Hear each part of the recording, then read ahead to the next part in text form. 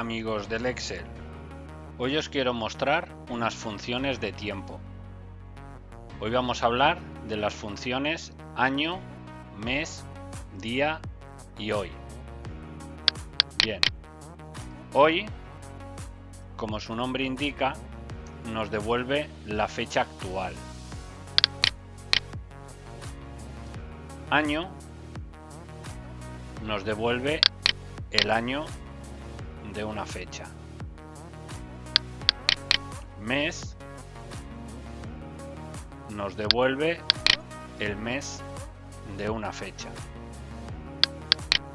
Y día nos devuelve el día de una fecha.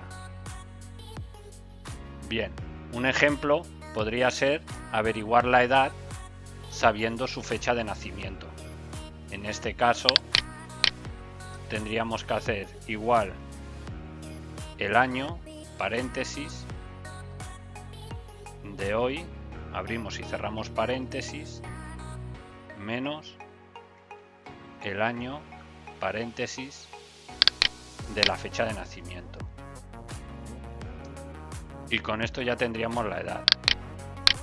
Arrastramos y ya tendríamos la edad de todos los nombres de la base de datos. Bueno, espero que te haya resuelto tus dudas. Si te ha gustado, dale a like y suscríbete para más vídeos como este. Déjame en los comentarios si quieres que te haga algún tutorial específico. Hasta pronto.